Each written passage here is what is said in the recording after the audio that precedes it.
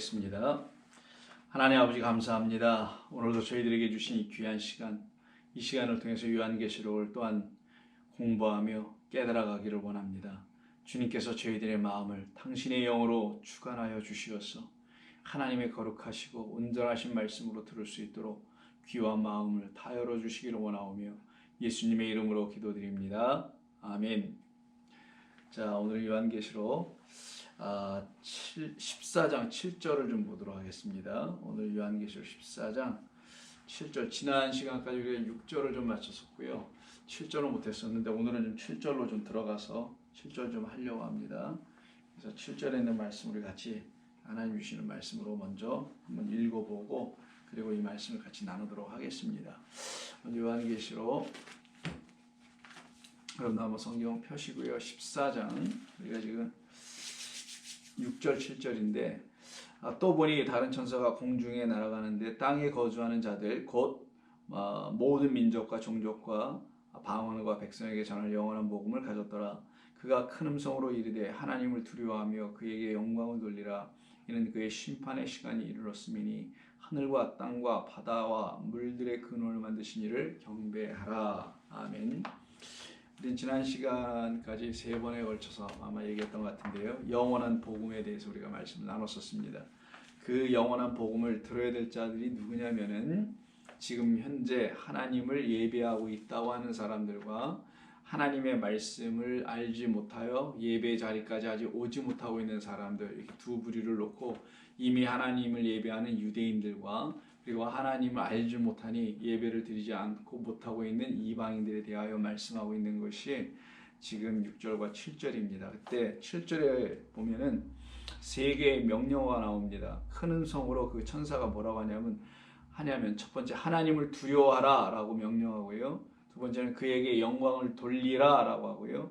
세 번째는 이는 그의 심판의 시간이 이르렀음이니 하늘과 땅과 바다의 물들의 근원을 만드신 이를 경배하라. 그래서 경배하라라는 3번째 명령을 또 내립니다.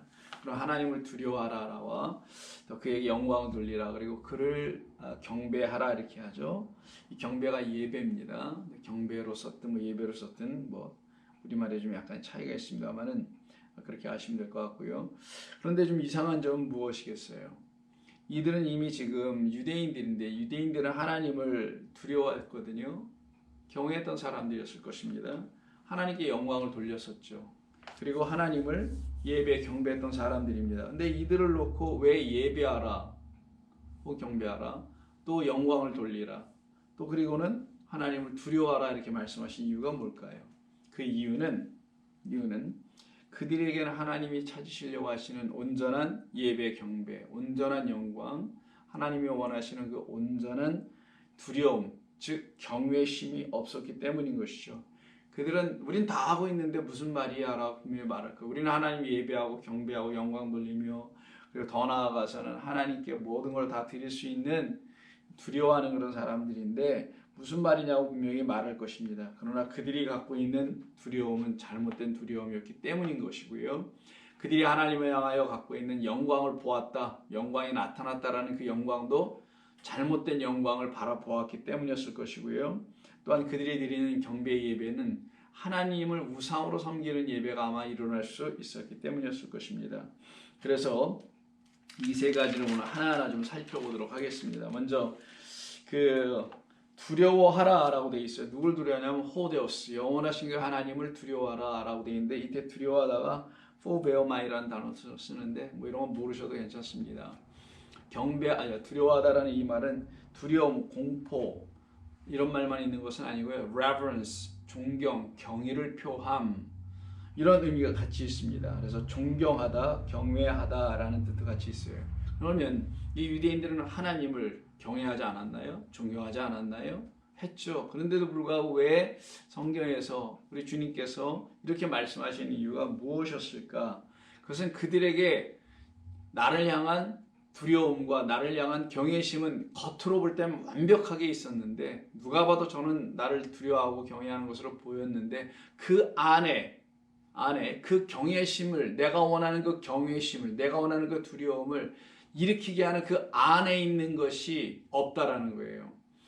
그들 안에 예배하는 자, 하나님을 섬긴다고 하는 자들 안에 반드시 하나님을 온전히 경외해야 할 어떤 것이 있어야 되는데 그 어떤 것이 없거나 그것이 잘못된 것으로 있거나 할 경우에는 하나님을 향하여 두려워한다는 그 말은 일종의 그냥 말에 불과할 뿐인 것이죠. 그래서 하나님께서 우리에게 지금 이 하나님을 두려워하라고 다시 이게 천사가 지금 말을 하는 이유는 그들은 하나님이 원하시는 두려움을 갖고 있지 못하기 때문입니다. 그럼 이 안에 우리 안에 무엇이 있어야만 하나님 온전히 두려워할 수 있을까요? 또 무엇이 없기 때문에 하나님을 두려워하는 것일까요? 라는 질문이기도 합니다. 우리는 하나님을 두려워하는 자들이기보다는 우리는 하나님을 경외해야 할 사람들입니다. 그래서 하나님의 깊은 사랑 안에 있는 사람들만 하나님을 경외할 수 있게 돼요. 그러나 반대로 정말 하나님이 무섭고 두려워, 그 두려움 때문에 하나님을 두려워하거나 그 두려움 때문에 하나님을 경외하는 이유가 돼서는 안 되죠. 그래서 하나님을 놓고 어떤 사람들은 하나님을 두려운 마음으로 해요. 두려운 마음 때문에 하나님을 뭐하냐? 경외하는 자도 있고요. 어떤 사람들은 하나님의 사랑 때문에 하나님을 경외하는 자도 있습니다. 바로 이 둘로 이렇게 나눠지는 거거든요. 근데 지금 이스라엘 백성들은 이 위의 것을 취한 사람들입니다. 두려운 마음 때문에 상벌의 하나님, 뭘 잘하면 상 주고 뭘 못하면 벌하시는 하나님, 이런 하나님으로만 바라본 것은 율법 때문에 그랬던 거예요. 율법 때문에. 그래서 하나님을 두려워하여 경외하게 됐던 겁니다. 그런데 참된 성도들은 하나님을 하나님의 사랑 때문에 경외하게 되는 사람들이 생겨요. 이 사랑 안에 두려움이 없나? 있죠. 하나님을 경외한다는 말에는 두려움이 다 있는 거지만 이들은 두려움 때문에 경외하는 게 아니라 하나님이 이들에게 주신 사랑을 어디에 냈어요? 율법의 완성. 율법이 다 이루어지면 그것은 사랑 때문에 이루어진 거거든요. 사랑은 율법의 마침이라 완성이라. 기억나시죠? 이 율법이라는 것을 가지고 그냥 그것을 지켜야 한다는 어떤 강박에 빠지게 된 자들은 하나님을 두려워해. 못 지키는 걸 아니까 자기가. 그래서 두렵지만 그 모든 율법을 완성하신 그리스도 예수 안에 있는 사람들, 우리 주 안에 이렇게 있는 분들은, 그런 성도들은 율법의 마침 혹은 완성이 십자가에서 그의 사랑으로 이루어졌다는 걸 알고 이 사랑을 받아요. 나를 사랑하셨다는 걸 아니 그 사랑이 내 안으로 이렇게 들어와요. 그 사랑에 녹아져서 그 사랑에 감동돼서 하나님을 경외하는 거예요. 진짜. 경외는 두려움이 있는 것만이 아니고 사랑이 있어야 되고 그리고 감사가 있게 돼요. 이런 것으로 하나님을 경외하는 자들이 있는가 하면 그렇지 못한 두려움에 빠진 사람들이 있습니다. 요한일서 4장을 한번 보시면요. 요한일서 4장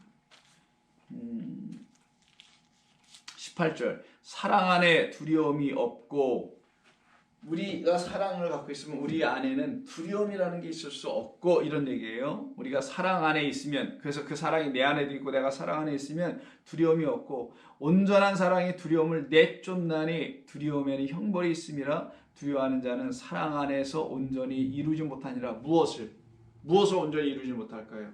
하나님의 말씀 율법을 이 하나님의 말씀을 이루질 못해요. 그래서 로마서에서 말하는 거잖아요. 이걸 어떻게 이루냐 하나님의 말씀을. 여러분 하나님의 말씀 쉽게 하면 여러분들에게 다 이루어져야 되는 거예요. 여러분들이 이루는 게 아니라 여러분 안에서 이루어져야 되는 거예요. 살인하지 말라. 살인하지 않도록 약속하신 것이니까 그 약속이 이루어져야 돼. 그걸 언약의 성취라고 합니다. 언약의 성취는 우리 주 예수 그리스도께서 십자가 지시고 언약을 성취하셨다는 그것만을 의미하는 게 아니라 그분이 왜 그걸 하셨냐는 거예요. 그러면은 결국 저와 여러분 때문이잖아요. 그럼 저와 여러분 안에 그 언약의 성취가 일어나야 될 거 아니겠어요. 여기서 끝나야 되잖아요. 십자가에서 끝나는 게 아니라 우리 안으로 들어와야 된단 말이에요. 그래서 그 십자가가 내 십자가야 된다는 말이 그 말입니다. 우리가 십자가를 져야 된다는 말이 또 그런 뜻인 거예요. 그래서 우리 안에서도 이루어져야 되기 때문에 로마서 13장 8절 이하에 보면 피차 사랑의 빛 외에는 아무에게도 아무 빛도 지지 말라. 남을 사랑하는 자는 율법을 다 이루었느니라. 이렇게 말하잖아요. 율법을 다 이루어졌느냐. 그럼 요한일서 4장을 다시 읽어볼게요. 18절. 사랑 안에서 온전히 이루지 못하였다고 하죠. 누가? 두려움 있는 자들은 사랑 안에서 온전히 이루지 못하더라. 뭐를 못 이룰까요? 다시 로마서 13장 10절에 8절에 9절에 뭐라고 되어 있냐? 간음하지 말라, 살인하지 말라, 도둑질하지 말라, 탐내지 말라 한 것 외에 다른 계명이 있을지라도 내 이웃을 내 몸같이 사랑하라 하신 그 말씀 가운데 다 들어있는 거다. 그러니까 6번서부터 10번까지의 모든 것은 계명, 그거는 다 사랑이라는 말 안에 있는 것이다. 사랑으로 다 이루어진 것이다. 사랑이란 말이기도 한 것이다 라는 거죠. 자, 그리고는 10절에서 사랑은 이웃에게 악을 행하지 아니하나니 그러므로 사랑은 율법의 완성이라. 사랑은 율법의 완성이라. 이 사랑, 율법을 완성해 주셔서 내가 완성할 이유가 없게 됐고, 또한 내가 완성할 이유가 없을 정도로 아는 것만 아니라 내가 할 수 없다는 것까지 알게 돼서 우리 주님 이 땅에 오셔서 십자가에서 하나님의 또 다른 은혜. 자, 그러면 또 다른 은혜고, 율법에는 하나님의 은혜가 있단 말이에요. 우리를 진리 가운데 이끌게 하는 하나님의 의의 심판의 말씀으로 우리를 하나님의 사랑의 복음의 자녀들로 바꿔가시는 이 의의 심판이 있기 때문에 율법도 은혜예요. 근데 율법이 우리에게 은혜 역할을 못해서 십자가를 하나님께서 우리에게 세우시고 거기에 그리스도 예수로 말미암아 우리를 이 율법이 의미하고 있는 진짜 하나님의 은혜가 우리 가운데 터져나오도록, 우리 안에 완전히 들어오도록 하시는 율법의 마침은 율법을 해결하셨다라는 거예요. 혹은 율법을 완성하셨다. 율법을 정리하면 10계명입니다. 그 모든 계명을 당신께서 무엇으로 완성하셨느냐? 사랑. 우리를 버리지 아니하시고 우리를 취하셨다. 우리를 그냥 내 동생이 지금 버려도 아무도 안 보고 갈 우리들인데, 그 말은 무슨 말이겠어요? 이 세상에 우리 마음대로 막 살아가는 걸 내 동생이 친 거라고 하는 거예요. 근데 우리에게 그렇게 막 우리의 뜻대로 살아가고 있는 그걸 놓고, 그런 존재들을 놓고 하나님이 간섭하지 않으시면 우리는 끝. 아무것도 없어 이제는. 그런 건데 하나님에게 찾아오셔서 우리를 구속해 버리시네. 구원해 주시네. 그걸 사랑이라고 하는 겁니다. 나 같은 자를 사랑하셨네가 거기서가 많이 나왔고, 나 같은 죄인 살리신 그 은혜 놀라워가 이 사랑 때문에 그러는 거예요. 나를 하나님 무시하고 그냥 내버려 두시면 나는 내 마음대로 막 세상에서 내가 원하는 대로 막 살아갈 거 아니에요. 그걸 내 동댕이치고 버려진 자라고 하는 거예요. 그런데 우리는 그렇게 두지 아니하시고, 고아처럼 사생아처럼 두지 아니하시고, 당신이 아버지라는 사실을 그리스도 당신의 아들 예수로 말미암아 알게 해주셔서 그 사랑으로 우리를 구원하셨다는 걸 알게 되면 그 사랑이 율법보다 크죠. 이렇게 크지, 이 사랑이 율법보다. 율법을 완성해버린 거니까. 그래서 그 율법의 완성은 사랑, 그 사랑이 우리 안에 있을 때는 우리 안에 더 이상 율법을 지켜야 된다는 강박과 두려움에서 빠지지 않고, 우리 주님이 다 이루셨네. 약속하신 그대로 다 이루어 주셔서 아무것도 내가 할 게 없네. 율법에 대해 할 게 없네. 그게 바로 죄에 대하여, 세상에 대하여 죽는 거예요. 그럼 율법에 대해서는 율법의 본의, 본래의 뜻, 이 본의는 이런 거였구나 라는 걸 깨달아 알 때 그건 사랑이었네. 율법의 본의는 은혜였네. 율법의 본의는 진리였네. 이런 걸 깨달아 알게 되면 이 본의를 추구하는 사람이 되죠. 이걸 위하여 사는 사람이 돼요. 이 사랑과 은혜와 진리를 향하여, 또 진리를 위하여 사는 사람들이 아무것도 안 하는 게 아니라 그런 사람들로 완전히 다르게 만들어버리는 거죠. 다른 일을 하게 만들어버리는 겁니다. 그래서 우리로 그렇게 살아가게 하는 것이에요. 근데 그걸 안 갖고 있으면 여기 이 두려움에만 여전히 빠져서 여기에서 신음할 수밖에 없게 되는 겁니다. 그러나 우리 주님 오셔서 율법, 그 계명을 사랑으로 십자가에서 다 이루어내심으로 율법의 완성은 사랑으로 이루어진 것이다. 우리 안에서 율법이 맞춰지게 된 것은 우리 안에서 그리스도께서 들어와 사랑으로 역사하셨기 때문이다. 그가 나를 이렇게 사랑하신다는 사실을 내가 알았기 때문이었다. 나 같은 자를 하나님이 찾아오지 않으셨으면 나는 그냥 이 세상에서 내 뜻과 내 마음대로 막 살다가 그냥 쓰레기가 돼서 떠날 뻔했었던 나였는데, 우리 주님 찾아오셔서 그런 나를, 핏덩이로 살아가고 있는 나를 불쌍히 여기셔서 나를 구원해 주신 것이었구나 라는 것을 여러분이 깨달으면 여러분 얼마나 기쁩니까? 얼마나 감사한 거예요, 사실은. 그래서 우리는 그런 두려움을 갖고 살아가는 사람들이 아니에요. 우리는 어떤 경외와 어떤 두려움을 가지고 살아가야 되냐면 누가복음 12장을 한번 볼게요. 누가복음 12장이 우리에게 알려줍니다. 4절 5절. 누가복음 12장 4절 5절. 자, 4절부터 보면 되겠네. 우리 주님 말씀하시는 내가 내 친구 너희에게 말하노니, 우리 주님이 우리를 친구라고 하십니다. 말하노니 몸을 죽이고 그 후에는 능히 더 못하는 자들, 몸 육신은 죽여 막 위협도 하고 해를 끼치고 막 죽이기까지. 그러나 그 후에는 능히 더 할 게 없어. 그러니까 육신 죽이는 거 외에는, 육신의 죽음, 생명을 놓고 막 그냥 위협하거나 이런 일 외에는 더 할 수 없는 그런 자들이 있다는 거예요. 그런 자들을 만나면 두렵죠. 여러분 안 두렵겠습니까? 그러나 우리 주님 말씀하십니다. 두려워하지 말라. 육신이나 해하는 자들을 두려워하지 말라. 그들은 영이 없어서 그런 것이니, 그러나 너는 영이 있잖아. 하나님의 영이 있는 자들은 그 육신의 해함을 당할 때 두려워하지 말라. 할 필요가 없다. 마땅히 두려워할 자를 내가 너희에게 보여주겠다.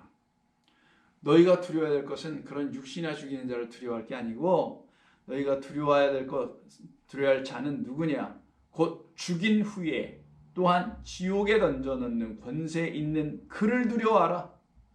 죽인 이유가 끝이 아니라 그 죽은 이후에 그를 지옥에 던져넣는 그 권세 있는 그를 두려워하라. 내가 참으로 너희에게 이르노니 그를 두려워하라. 그가 누구겠어요? 아버지 하나님이십니다. 그분만이 우리를 육의 끝으로 끝내고, 그건 사망도 아니니까. 진짜 사망에 들어가게 하시는 그분을 두려워하라. 이게 경외입니다. 그래서 그에게 그런 두려움을 갖게 된 사람들은 그냥 단순히 두려움이 아니에요. 경외심을 갖게 된 거니까, 사랑 때문에 경외심을 갖게 된 거거든요. 그래서 그들이 해야 할 게 뭐겠어요, 여러분?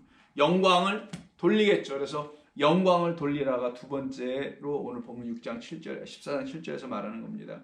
그러니 그분에게 영광을 돌리라. 자, 영광을 돌린다는 말의 의미가 무엇인지를 한번 살펴봐야 합니다. 영광을 돌린다라는 것은 어떤 것을 말하는지를 이사야 29장을 통해서 한번 볼게요. 이사야 29장 13절.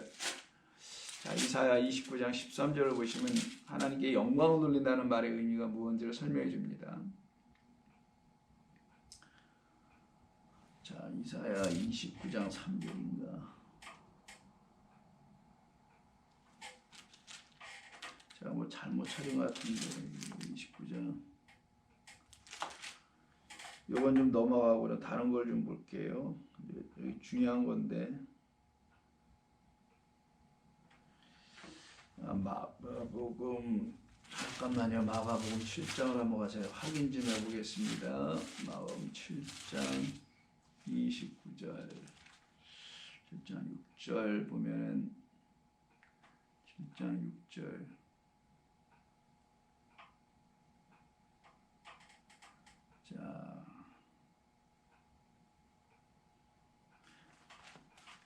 자, 맞네. 이사야 29장. 근데 저는 이사야를 안 피고 지금 예레미야를 가서 보고 있었어요. 죄송해요. 분명히 확인한 건데. 자, 이사야 29장 맞아요. 13절 보시면 이런 말이 나옵니다. 주께서 이르시되 이 백성이 입으로는 나를 가까이하며 입술로는 나를 공경하나 그들의 마음은 내게서 멀리 떠났나니 그들이 나를 경외함은 사람의 계명으로 가르침을 받았을 뿐이라. 그러므로 내가 이 백성 중에 기이한 일을 행하겠다라고 하시는 말씀이 나와요.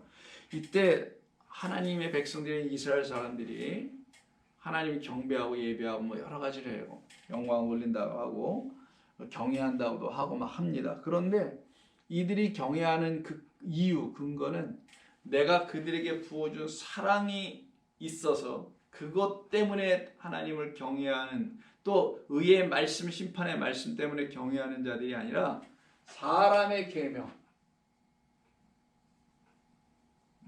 혹은 교훈이죠.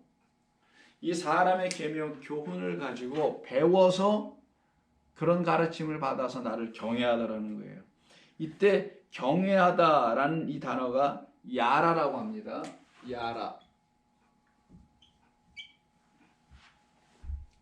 야라라고 하는데, 이 야라라는 단어가 여기서 경외하다라고 지금 표현해 놓은 거예요.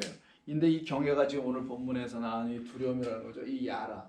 이 야라는 언제 일어나야 되는 건가? 사람의 계명으로 일어나서도 안 되는 거며, 이것으로 또 일어나서 안 되는 게 뭐냐면 공경이라는 말이 나오죠. 지금 공경이라는 말은 카보드예요.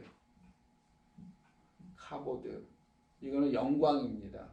오늘 본문의 첫 번째, 하나님을 경외하라, 두려워하라. 두 번째는 하나님께 영광 돌리라. 이게 지금 이사야 29장 13절 14절 다 나와 있는 거예요. 카보드라는 이 말을 써요. 이게 영광이거든요. 영광은 하나님의 임자심 가운데 나타나죠. 나타나심 혹은 임자심. 이때 하나님에 대한 공경이라는 말보다는 이거는 영광입니다. 여러분, 영광을 이해하시는 게 아니라 공경이 아니고, 공경이라 난 따로 있으니까. 그러면 하나님께 영광 돌리고 하나님의 계명에 의해서 경외를 해야 되는데, 사람의 계명으로 경외를 하고 있는 자들이 지금 이스라엘 백성들이라고 말했던 거예요. 바로 그 상태에 있는 이들에게는 소망이 없죠. 구원이 없죠. 그러면 하나님을 경외한다는 게 어떤 상황이냐? 창세기 22장을 보시면 금방 알 수 있어요. 이건 여러 번에 걸쳐서 우리가 좀 나누는 것인데, 22장, 여러분 모리아산 사건이잖아요. 아브라함이 그의 아들 이삭을 제물로 바치는 그 이야기의 12절에 나옵니다. 칼을 들고 그 아들을 묻고 제물로 드리려고 할 때 그 사자가 나타나서 아브라함을 부르고는 그렇게 하지 못하게 하죠. 아무 일도 하지 말라, 손대지 말라라고 하시면서 내 아들 내 독자까지 내가 아끼지 아니하였으니 이제야 내가 하나님을 경외하는 줄을 아노라. 하나님을 경외하는 자는 사람의 계명으로 되는 게 아니라 하나님의 영이 그 안에 있어야만 되는 거거든요. 자, 마가복음 7장을 한번 보세요. 신약성경에서 우리 주님이 이 사람의 계명이라는 말을 마가복음 7장에서 또 하십니다. 자, 마가복음 7장 6절 이하에 이르시되 이사야가 너희 외식하는 자에게 대하여 잘 예언하였도다. 기록하였으되 이 백성이 입술로는 나를 공경하되 마음은 내게서 멀도다. 이런 사람들은 이제 두려워하기만 하는 겉으로 거칠게 경외를 하게 된다는 거예요. 자, 왜 그런 거냐면 이사야 좀 전에 읽었던 본문을 인용하면서 사람의 계명으로 교훈을 삼아 가르치기 때문에 그 결과 어떻게 되냐? 우리 세 번째 나누기를 하나님을 경배, 예배, 헛되이 경배하다. 그래서 이 모든 게 다 연결되어 있어요. 정리해 볼게요. 지금까지 우리 한 게. 자, 먼저 하나님 뭐라고 명령했다고요? 경외하라. 두 번째는 영광을 돌려라. 세 번째는 경배하라 혹은 예배. 이렇게 주신 거예요. 그래서 이게 지금 여기서도 우리 예수님 마찬가지예요. 똑같아요. 다 이게 하나로 연결되어 있어요. 하나님의 사랑 모르고 하나님이 그들에게 행하신 일이 뭔지를 모르면 사람의 계명으로 가르침 받게 되면 이런 말이에요. 하나님의 영으로 가르침 받지 않고 사람의 영으로 가르침을 받으면 그들은 사람의 말을 가르치게 될 거라는 거예요. 그거를 갖다가 사도 바울은 다른 영, 다른 예수, 다른 복음이라고 했던 거예요. 그래서 사도 바울이 갈라디아서 잠깐만 갔다 올게요. 갈라디아에서 이런 말을 해요. 1장의 11절 이하에 이렇게 얘기합니다. 형제들아, 내가 너희에게 알게 하노니 내가 전한 복음은 사람의 뜻을 따라 된 것이 아니니라. 여러분들도 이렇게 돼야 됩니다. 사람의 뜻, 나 이런 뜻으로 내가 성경을 이해해. 내가 이런 마음을 갖고 성경을 봐. 이렇게 되어서는 안 된다는 건데 사람들이 그런 뜻으로 복음을 전한 사람들이 있다라는 거예요. 이는 내가 사람에게서 받은 것도 아니요 배운 것도 아니요 오직 예수 그리스도의 계시로 말미암은 것이라 라고 말해요.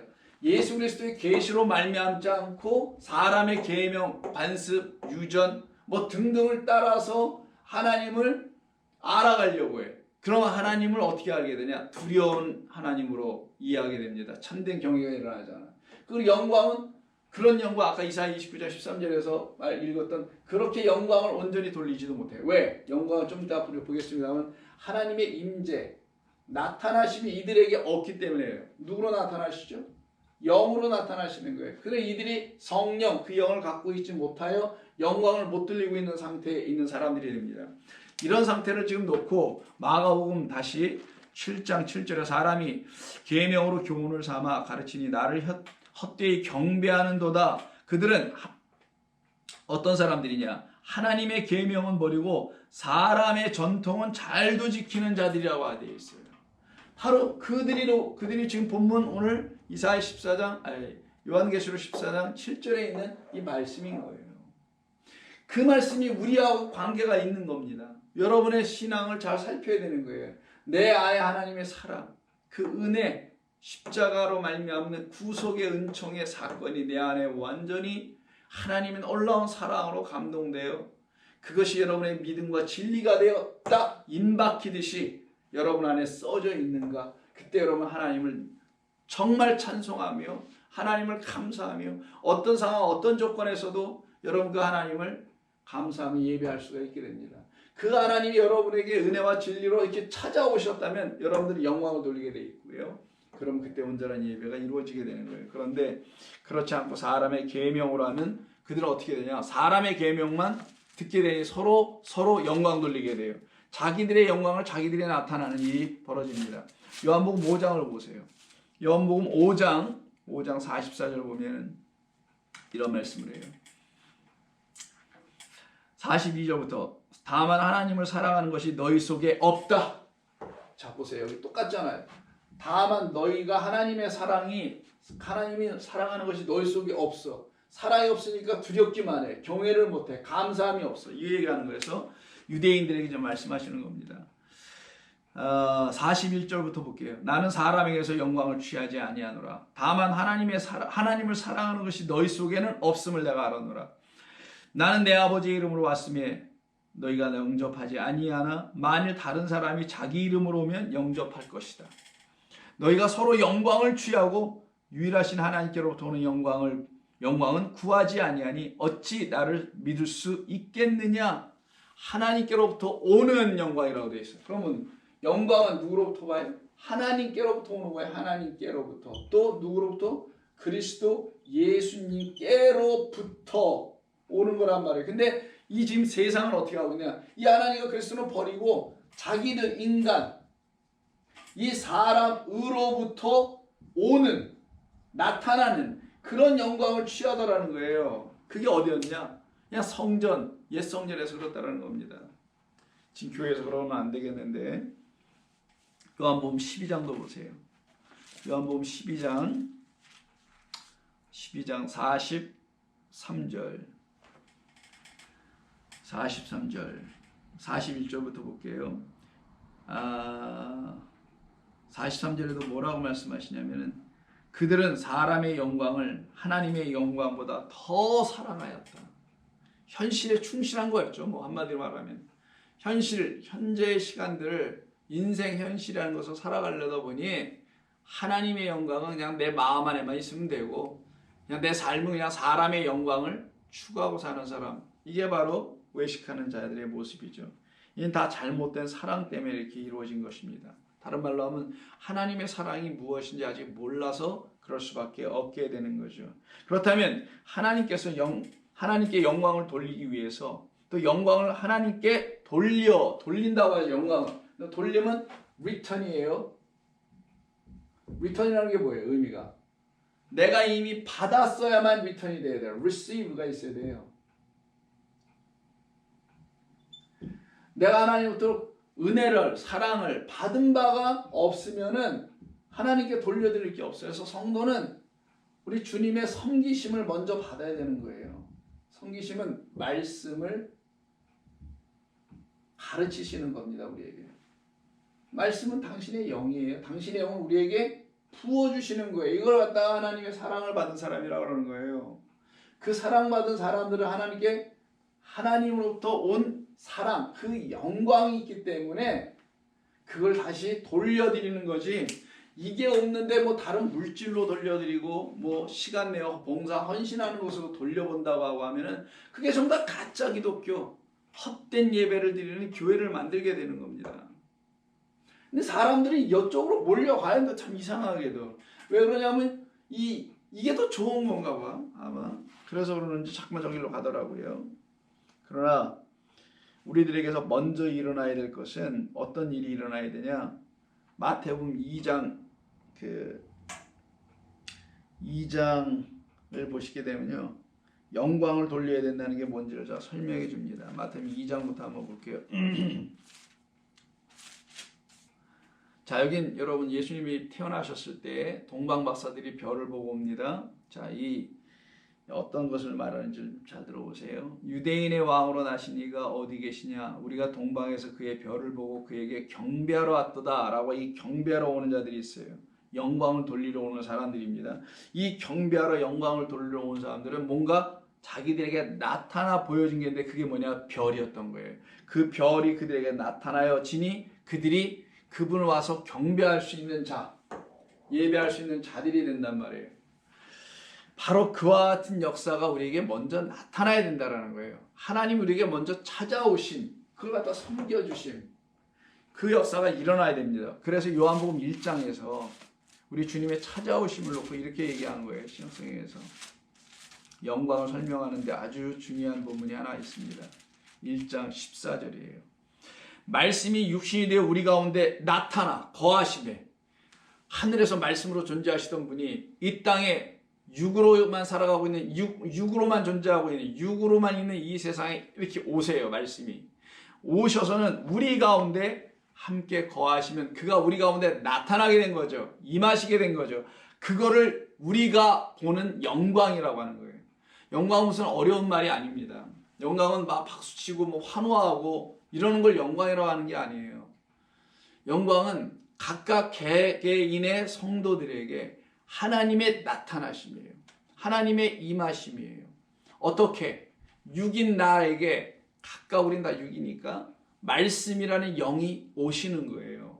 그거를 놓고 내가 하나님의 영광을 받았다, 영광을 보았다라고 하는 거예요. 그들은 그 영광을 보았고 정말 만났으면 하나님 나에게 어떻게 이런 영광을 주실 수 있어요? 라고 그 영광을 하나님께 이렇게 돌려드리더라는 거예요. 당신 나에게 하나님께 나에게 이런 귀한 걸 주셨네요. 라고 그들이 이렇게 하나님께 드릴 게 그거밖에 없어.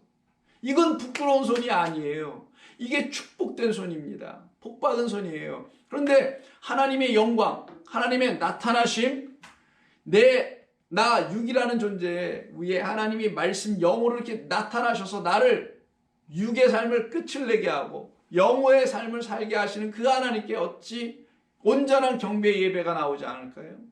당연히 나오죠. 그래서 말씀이 육신이 되어 우리 가운데 거하시며 우리가 그의 영광을 보니 아버지의 독생자의 영광이요. 그리고는 은혜와 진리가 충만하더라. 그런 은혜와 진리가 그 안에 있는 것이 내게로 왔다는 거죠. 그럼 나도 그 은혜와 진리로 충만해져 있겠네요. 그 상태를 놓고 지금 말씀한 거예요. 이걸 갖다 독생자의 영광이라고도 말하는 겁니다. 그러니까 하나님의 영광은 하나님의 나타나심이에요. 그 나타나심을 은혜와 진리로 이 땅에 오신 그리스도 예수를 통하여 알게 되고 보게 되는 거예요. 그럼 그리스도 예수님도 하나님의 영광이겠죠. 그리스도 예수님이 하나님의 영광이면 그리스도 예수님을 통하여 또 아버지의 영광이 드러나겠죠. 그렇게 아버지의 영광이 드러나게 되는 사람들에게 하시는 일이 뭐냐? 당신의 영을 부어주고 진리를 부어주어서 당신을 예배하게 만들어버립니다. 경배하게 만들어놔요. 왜냐하면 성도에게서 가장 기쁜 게 경배 예배거든요. 그러니까 예배는 결국 이 모든 것의 완성이에요. 마지막. 그래서 세 번째 들어온 거예요. 이게 경외하는 사랑이 부어진과 그리고 그의 나타나심, 독생자의 영광 그리스도가 우리 가운데 오심. 그래서 결국은 뭐까지 가냐? 하나님을 예배하고 경배하는 일로 이렇게 나아가게 되는 것입니다. 그러한 역사가 일어나야만이 하나님을 온전히 볼 수 있는 거거든요. 요한복음 15장 보겠습니다. 15장 8절도 보면은 하나님의 영광을 알게 하는 일들이 나타나게 하시는 일이 우리 주님께서 하신다는 것을 알게 됩니다. 15장 8절 보면 이런 말씀이 있어요. 7절부터 너희가 내 안에 거하고 내 말이 너희 안에 거하면 무엇이든지 원하는 대로 구하라. 그리하면 이루리라. 너희가 열매를 많이 맺으면 내 아버지께서 영광을 받으실 것이요 너희는 내 제자가 될 것이라. 이때 영광을 좀 말씀하시죠. 내 아버지께서 영광을 받으실 것이요. 그러면 우리가 하나님께 영광을 돌릴 수 있는 길을 가르쳐 주신 거죠. 누구로? 당신 안에 거하면, 당신의 말씀이 우리 안에 또한 거하면 그때 우리 안에서 열매가 맺혀져. 그럼 그걸 가지고 어떻게 한다고요? 하나님께 영광을 돌릴 수 있다는 거예요. 하나님의 영의 말씀이 우리 가운데 떨어지면 그게 그리스도 예수 안에 거하는 거예요. 그분이 우리에게 생명의 씨니까 그 씨가 또한 우리 안에 떨어집니다. 그럼 우리 안에서 많은 열매, 하나님의 백성으로 지어져 가겠죠. 그것을 이루신 하나님께 영광을 돌리는 거. 그럼 영광을 어디서 돌리냐? 예배와 찬송인 경배 가운데서 영광을 돌리겠죠. 그래서 이 셋은 다 하나로 연결되어 있어. 사실은요. 따로따로 구분되어 있긴 하지만 요한복음 11장 40절도 한번 볼까요? 11장이네 어디냐? 요한복음 11장 40절 여기도 있네요. 이건 나사로 죽음 무덤 속에 있는 그 나사로 죽어 있는 나사로를 살려내시는 이야기 속에 있는 겁니다. 예수께서 이르시되 내 말이 내가 믿으면 내 말을 내가 믿으면 하나님의 영광을 보리라. 자, 하나님의 영광을 보는 사람들은 어떤 사람들이냐라는 걸 말씀하는 거죠. 누구라고요? 당신의 말씀이 우리 가운데 있으면 이런 얘기예요. 내 말이 내가 믿으면, 그러니까 그가 하신 말씀을 내 안에 놓고 내가 그 말씀이 진리인 것을 알고 믿으면 하나님의 영광이 나타나게 되리라. 그러니까 예수 그리스도의 말씀이 우리 안에 있어야 된다는 것을 말하죠. 그럼 영광을 이렇게 받은 사람들이 영광을 돌리게 될 거 아니에요. 고린도후서를 한번 보겠습니다. 고린도후서 3장을 보면 영광을 돌리는 사람들의 무리가 나와요. 3장. 자, 뭐 너무 길어서 그렇고 3장 고린도후서 3장 18절 정도. 자, 여기서부터 할게요. 17절. 이게 수건, 구약을 읽을 때 이게 수건이 벗겨진 자들 얘기하는 겁니다.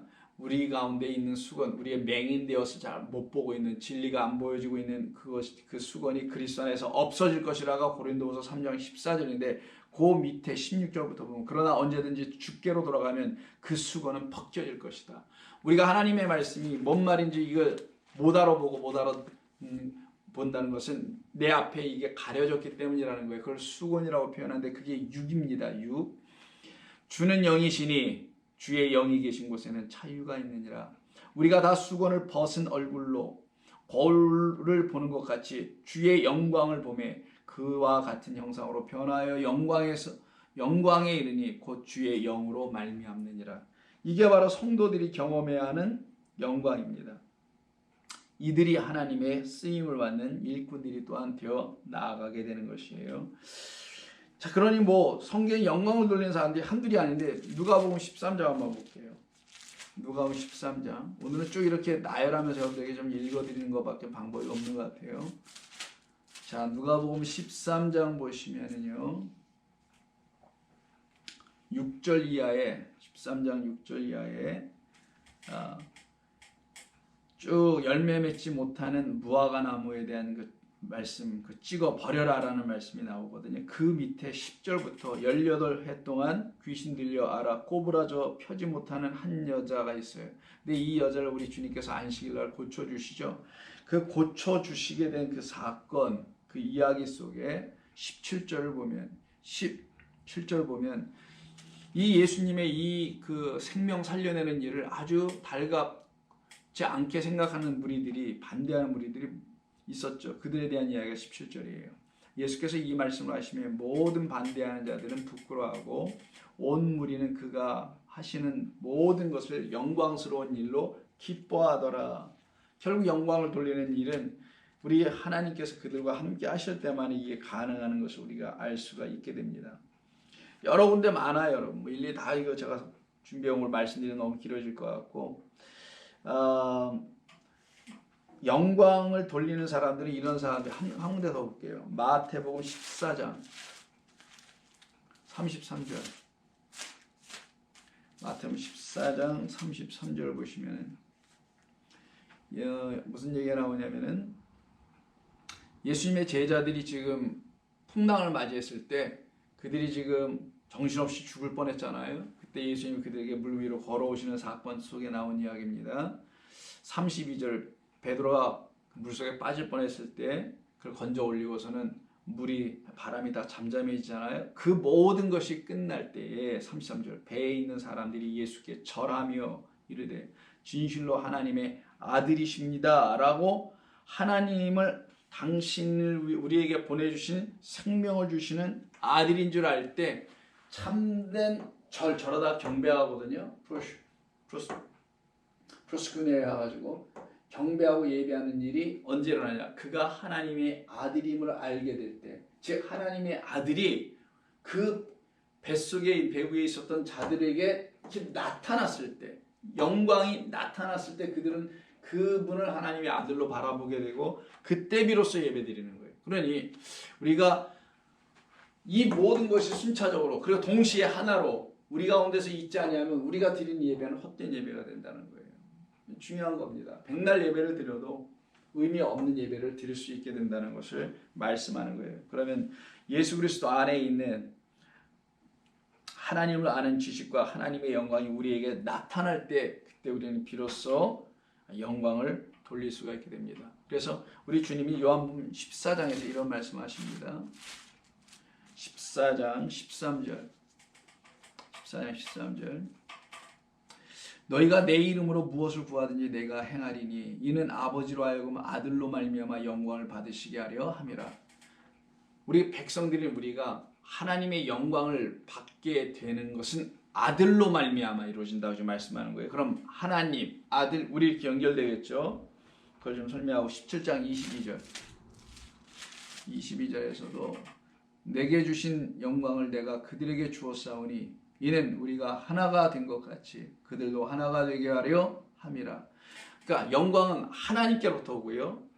하나님 보내신 그리스도 예수가 하나님의 영광으로 이 땅에 오신 분이고 영광을 가지고 오신 분이에요. 영광은 사랑이 있고 그 안에는 하나님의 은총이 있고요.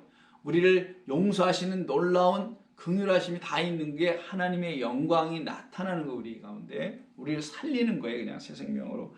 그것을 위해서 우리 주님이 이 땅에 오셨다라는 것을 17장 22절에 말씀한 거예요. 그래서 내게 주신 영광을 내가 그들에게 주었사오니라고 우리 주님의 기도입니다. 하나님을 향한 이는 우리가 하나 된 것 같이 그들도 우리와 더불어 하나가 되게 해달라고 기도하시죠. 24절 아버지여 내게 주신 자도 나 있는 곳에 나와 함께 있어 아버지께서 창세전부터 나를 사랑하심으로 내게 주신 나의 영광을 그들에게 보여주시기를 원합니다. 당신께 주신 그 영광을 이들 아버지께서 나에게 맡기신 이 양들에게도 나타나게 되어 그들도 나의 영광을 알아보고 십자가에서 드러낸 하나님의 뜻이 무엇인지를 다 보게 해달라고 지금 17장에서 기도하시는 모습이었던 거예요. 영광은 아버지와 아들이 하나가 되어 우리에게 임하실 때 우리는 그의 영광을 보고 그 보여주신 그 영광을 다시 하나님께 돌려드리는 것. 그래서 우리 주님을 통하여 영광을 받지 못하면 우리는 돌려드릴 영광이 없어요. 우리 주님을 통하여 받지 않으면 사람의 계명을 통하여 받게 돼요. 사람의 장로들의 가르침, 유전, 전통 이걸 통하여 받아서 이걸로 영광을 돌린다고 하며 그걸 예배한다고 하는데 그걸 갖다 헛된 예배라고 헛된 경배라고 하셨잖아요. 그러나 당신을 통하여 우리 주 예수 그리스도를 통하여 그 하나님께 돌려야 될 영광이 무엇인지를 알게 될 때, 즉 당신 예수님을 통하여 하나님께서 우리를 살려내시는 사랑이 우리 가운데 다 부어졌을 때 하나님의 영광이 우리 가운데 나타나게 되는 거고요. 율법, 하나님의 법이 다 우리 가운데서도 성취되고 이루어지게 되는 거고요. 그래서 우리는 하나님의 영광을 입은 자들이 되는 거고 그 놀라운 일들이 내게 나타났으니 내가 영광을 입은 자 100% 맞는 거고 그때 그들이 돌릴 수 있는 건 감사의 예배, 경배, 하나님의 이름을 높이 올려드리는 예배와 찬송이 그 성도에게서 터져나오는 겁니다. 그런 예배를 드리는 거예요. 우리는 요즘 우리가 이 코로나 때문에 개인적으로 가정적으로 예배를 드리거나 하시는 것으로 알고 있는데 우리가 곧 이 문제가 좀 풀려지게 되면 다 같이 모여서 예배 드릴 때가 곧 올 것이라 생각합니다. 그때 우리는 하나님을 온전히 경외하는 자들로 그리고 그 영광을 받은 자들로 그래서 하나님께 어떻게 예배 드리냐 요한복음 4장에서 우리에게 말씀해 주죠. 근데 그 4장 23절 4절에서 말씀해 줄 그 예배하는 자들은 영과 진리로 예배해야 되는데도 불구하고 이 본문을 14장 7절에서는 유대인들은 그 영과 진리로 그리스도로 은혜와 진리로 충만하여 하나님께 드린 예배가 아니었다라는 거예요. 그래서 그들에게 너희는 경외하라 다시 처음부터 다시 배워서 하라 영광 돌려라 경배하라 이렇게 말씀하게 되는 겁니다. 그래서 요한복음 4장 23절 한번 보시게 되면요. 요한복음 4장 23절. 뭐 자주 본 건데 한번 또 보겠습니다. 자, 아버지께 참되가 예배하는 자들은 영과 진리로 예배할 때가 오나니 곧 이때라. 아버지께서 자기에게 이렇게 예배하는 자들을 찾으시느니라. 하나님은 영이시니 예배하는 자가 영과 진리로 예배할지니라 라고 말씀하시죠. 바로 그 예배예요. 하나님의 영과 진리가 우리 가운데 부어지지 않으면 독생자 그 하나님의 영광이 은혜와 진리로 충만하여졌는 그 예수님으로 말미암지 않고는 우리는 결코 하나님을 예배할 수 없습니다. 이 세상은 딱 둘로 나눠져 있어요. 하나님을 온전히 경외하고 영광을 받아서 영광 돌리며 경배 예배 드리는 한 무리가 있는 것, 아니면 그렇지 못한 마귀를, 사탄을 예배하는 자들이 있습니다. 사탄 숭배교, 전 그런 데를 얘기하는 게 아니에요. 하나님을 온전히 예배하지 못하면 그 외에 나머지는 다 그냥 맞은편에 있는 다른 존재들을 말하는 것입니다. 그래서 마태복음 4장을 보시면 여러분 예수님의 시험받는 이야기가 나옵니다. 광야에서 4장에 예수님의 세 번째 시험을 한번 볼까요? 8절. 8절이죠. 8절. 거짓된 영광을 보여주면서 말하는 게 있어요. 다 오늘 본문과 연관이 되어 있습니다. 하나님을 경외하지 않고 있는 자들에게 하나님이 지금 말씀하시는 거예요. 사실은요. 자, 8절. 마귀가 또 그를 데리고 지극히 높은 산으로 올라가서 천하만국과 그 영광을 보여줘. 이 거짓된 영광. 천하만국이라니 눈에 보이는 이것도 그들에겐 영광이지. 그런 것을 보여주고 이 영광을 놓고 얘기하는 거예요. 마귀가. 이르되 만일 내게 엎드려 경배하면 이 모든 것을 내게 주리라. 이에 예수께서 말씀하시되 사탄아 물러가라. 기록하였으되 주 너희 하나님께만 경배하고 주 하나님을 경배하고 다만 그를 섬기라 라고 말씀하시죠. 이게 신명기 6장에 있는 말씀을 우리 예수님이 말씀하신 거예요. 그러니 이 말씀의 의미는 뭐겠어요? 유대인들이 지금 이 상황에 있다라는 거예요. 예수 믿는 사람들이 이 상황에 있다라는 것도 우리가 생각해 볼 문제이기도 한 것입니다.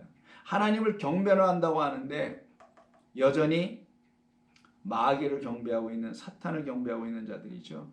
바로 그래서 세상이 둘로 나눠져 있습니다. 하나님을 온전히 경배 예배하는 자들이 있는가 하면 그의 영, 독생자 그리스도 예수님으로 말미암아 하나님의 영광을 알게 되고 그 사랑으로 율법이 다 이루어져 더 이상 두려움이 없게 되고 사랑으로 완성하셨으니 무엇을? 하나님의 율법을. 그게 약속해 놓은 거예요. 이건 다 언약이다, 약속이다, 십계명 약속이다, 내가 이루어 줄게라는 약속이다. 그래서 십자가에서 그 사랑으로 모든 율법을 완성해서 1부터 5계명까지가 사랑이고 6부터 10계명도 또 사랑이란 말이에요. 이 사랑을 우리 주님이 와서 다 사랑으로 이루어내 버리시죠. 그게 십자가 사건이었던 것입니다. 바로 그런 사람들에게 정말 하나님의 영광을 아는 그 빛이 임하게 되고요. 그리고 그 영광을 가지고 하나님을 예배해야 되는 것입니다. 그게 우리가 드려야 될 예배인 거예요. 고린도후서 4장 읽어보고 마치겠습니다. 고린도후서 4장. 자, 세상과 하나님 거를 딱 나누는 이야기가 있어요. 이 세상은 어떤 것이냐? 4절. 그 중에 이 세상의 신이 믿지 않은 자들의 마음을 혼미하게 하여 그리스도의 영광의 복음의 광채가 그들에게 비치지 못하게 하고 있다. 이 말을 해요. 사도 바울이.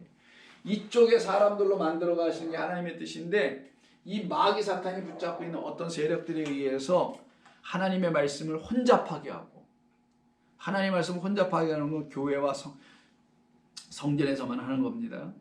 그리고 오직 진리를 나타내는 데는 감추어버린 일들을 하고 있는, 그래서 혼미하게 사람들의 마음을, 그래서 그리스도의 영광의 복음의 광채가 비치지 못하게 만들어놔요.